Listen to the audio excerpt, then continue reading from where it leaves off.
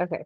Hey everyone, welcome to Reading Recap 3. I apologize that this is being posted a little bit late, but it should still help with your studying and where to focus if you want to use the textbook for getting some knowledge. So first of all, for, reading quiz due today, we started off on pages 331 to 337. So 331 is a cool story. You don't really need to know it for the exam or anything like that. Once you get to page 332, you will notice that if you see definitions of chromatin and histones, you want to know these definitions. So if you look at figure 10.1, there's basically a whole entire experiment about figure 10.1, what the data means, how it's interpreted. We are going to go over this in class.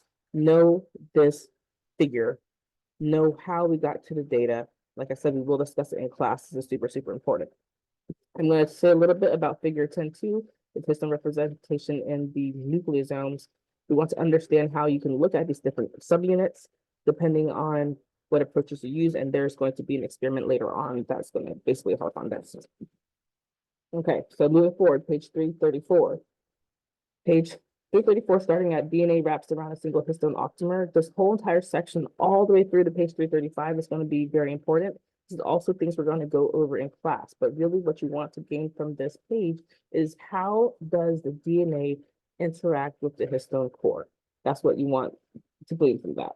Other thing we're going to talk about in class that I want you to focus on is going to be figure 10.3, basically how we get the idea of beads on a string and where that whole little theory came from. Okay, moving forward, we're on page 336 and 337. 336, the main takeaway are going to be the histone tails, understand what they do, what they're for, basically important for DNA compaction, but not necessarily for the DNA to associate with the histone. And then I'm going to point out figure 10.10. There will be a exam question kind of basically focused around looking at gel similar to this, so be familiar with figure 10.10.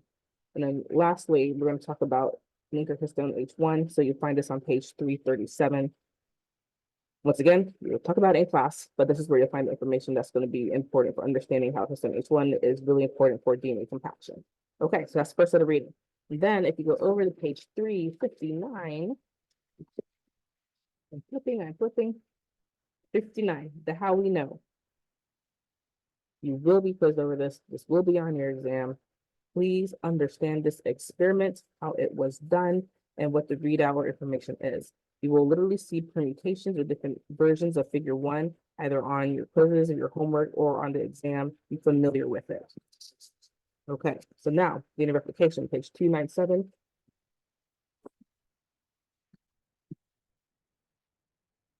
There you go, page 297. So everything on page 297 is very much like story and context. You don't really need to study anything here for the exam.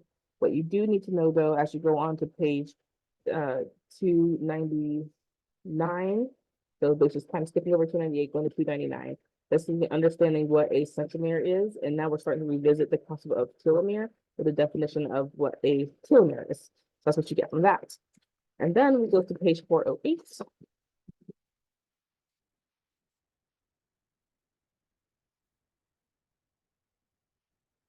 Okay, page 408 talks about origin of replication. You will have multiple questions trying to basically test to see if you understand what an origin of replication is and what it is necessary for. You'll see through the reading that there's an experiment.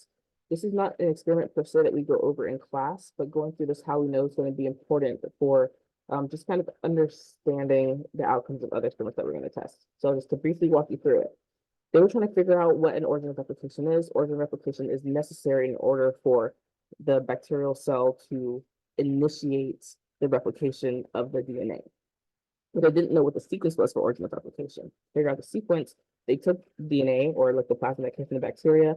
They basically just use, they cut it up in a whole bunch of little pieces, right?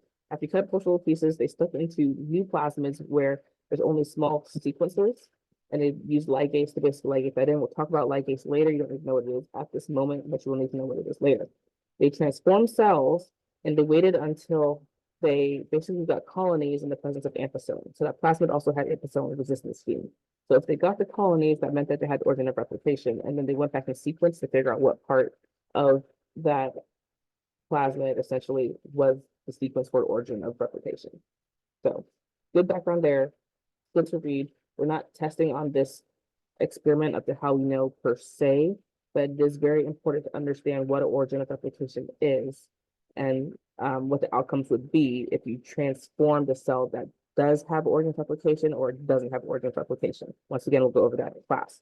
But that's it for the reading. I think the topics for lecture 3 today will be relatively straightforward. Lecture 4, I find that students tend to have more difficulty. So I'm going to put up the reading recaps for that tomorrow. Actually, no, I'll put it up tonight. We'll see. I'll see when I get it done. But by tomorrow for sure. And then just make sure that for lecture 4, you pay attention. Pay as much attention as possible. Take a lot of notes. This is the last lecture that's going to have material on the exam before Tuesday. On top of that, it's probably some of the more difficult material. And then you also have the least amount of time to spend with it. So I want you to use as much time as you have, use all the resources you have, and start getting into what we're going to go over for lecture 4.